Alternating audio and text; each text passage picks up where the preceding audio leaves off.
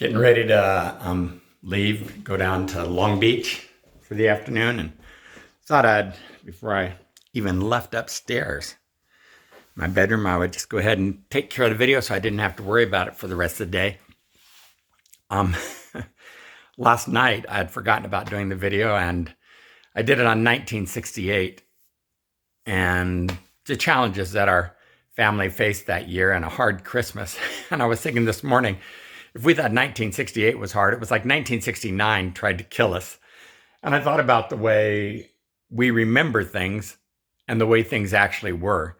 And there's no way I could wrap up all the way 1969 tried to kill our family, it seems like. And Tim would have to tell his own story on that. But I had a motorcycle accident, one of the things that happened that year. The way I remember the motorcycle accident, I was riding one of my friend's motorcycles. It was a Yamaha 125 or something. I remember it like a Triumph 650, and we were out in the dirt, and I remember it like we were out in Glamis, We were about a mile from the house, and I remember it like we were out in the wilds. We were out in this big field that is now a wild park or something they have there, that's in El Dorado Park. And I remember it like I came up over this jump. I was flying through the air doing a Superman, holding on to each one of the handles. What was probably really happening is I came up over a little hill, and I remember it like there was a 10-foot construction hole that I landed in, a pit that I just almost cleared, but I caught the other edge of it. And it was probably about a 2 or 3 foot hole. I don't know. The way I remembered it and the way it really was, I don't know. But either way, it was bad enough that it broke the forks on the motorcycle, probably from my poor riding skills and experience. It was bad enough that it threw me through the air for 50 or 20, 75 feet, a long ways. It was bad enough that I landed on my head, and I was out for a while, and bad enough that it scared my friend, but we were out in the middle of nothing in a field. I remember that he wanted to try to go get help when I came around, and it was just the two of us out there, about a mile from anyone out in this field. And I said, no, let's just get the bike. Well, the forks were broken, and so we hauled the bike with broken forks back to my house. I talked my dad into loaning me the money, and we said we'd pay for it once it needed to be fixed. I didn't have my skull wasn't cracked open or anything. But 2 weeks later, I had a grand mal seizure. Put me in the hospital, almost killed me on the very first one. It was horrible. It was absolutely horrible. And it changed so much of the direction of my life. Because of it, I couldn't get my driver's license until I was 18. It was just, and because of it, they put me on medication that I struggled with even figuring it out how to survive the medication when I went into 10th grade. And here I was wanting to be with all my friends, all cool, and trying to just adapt.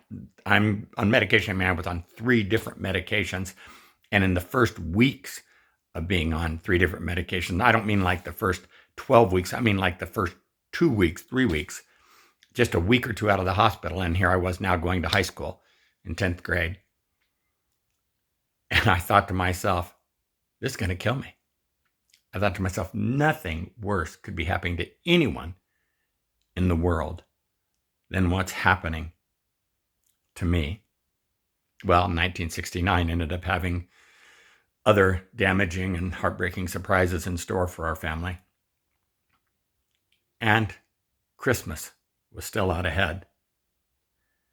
I tell you this story 50 years later, half a century later, for this reason. Unbelievably, since then, I've had harder Christmases than that Christmas when I was 15. And when I was 14 in 1968, that Christmas that seemed impossibly hard, well, 1969 was harder. And I had no idea what was out ahead even still. I don't know what kind of Christmas you're facing this year, but I can tell you this. Many of us have lost loved ones this last year. I think about my friends, the people just that I've had funerals for. In the past year, I think about many of you. I had a friend drop off backpacks last night. Her and Debbie held each other. Both of them have lost their mothers this year.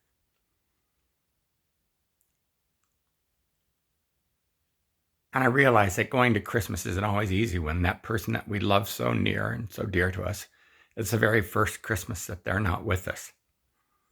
When those people who held us all together and we think we're not going to survive this year, it's impossible. And I want you to know that as doctors finally released me from the hospital saying that I was going to live to maybe 17 if I took 3 different kinds of medication, there was part of me that was glad I wasn't going to make it past 17 because I thought, if I'm not going to get my driver's license, what's life worth? How is it? I mean, everything depended on that, my life at that point at 15 and a half on getting a driver's license. And suddenly gone, just like that. Have a big hope and a dream out ahead of you. Needless to say, I got my driver's license eventually. Needless to say, a lot of things came together. Needless to say, I also learned that life isn't dependent on my driver's license. But an awful lot of my life has been run around it. But if I've discovered one thing, it's this. It's that no matter how hard today is, no matter how dark this storm is, the sun's going to come up tomorrow morning. And we have the opportunity to choose, say, you know what, I'd like to go forward. I'm so thankful I went forward. I'm so thankful I made positive choices, even with the negative ones in between. I'm so thankful that when heartbreak overwhelmed me, that I pushed through the hurt. And because of that, I celebrate a family with children and grandchildren. Now, because of that, I have the opportunity to share this moment with you. But the way I remember that accident still makes me laugh. I remember it as if I were in this glorious moment flying through the air. And maybe I was higher than I thought. I don't know. In the air, I mean higher in the air. I remembered as if the crash was more tragic than it could have ever been. And maybe I just blew 10 or 20 feet through the air.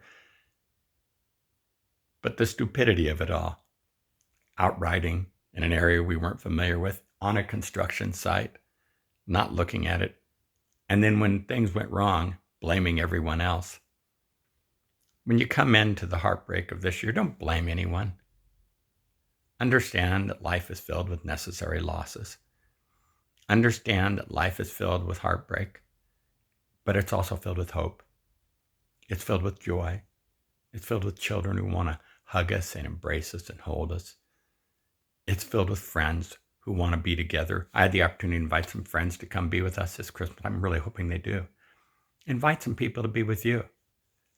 It's filled with opportunity. And as long as we wake up and still draw a breath, it's filled with us together. And when we choose to carry the memories, whether we're remembering them correctly or incorrectly, the heartbreaking ones that caused a whole different new direction in our life, what we can do is we can say, from that, I long to find hope instead of just heartbreak.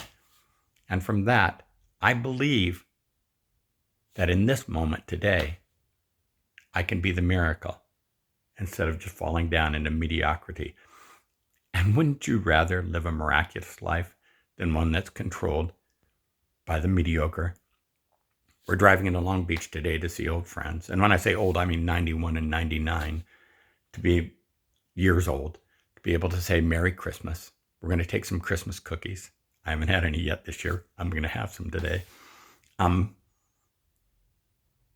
Then we're going to drive to Orange County. And then we're going to come home. That's the grand triangle of Eric and Debbie. Riverside, Long Beach, Orange County, back. If you live in that route, contact me. I can bring you backpacks. I've got backpacks in the vehicle. Contact me. I'm taking them to Los Angeles Sunday night, and you're invited to be a part of that. Don't stay in this Christmas. Don't suffer through the mediocrity that the heartbreak of this year has thrust upon you. Believe that the miracle is just out ahead. And I know it is. Together, we can be the miracle. It's what we were created for. God bless you. Have a fantastic Friday.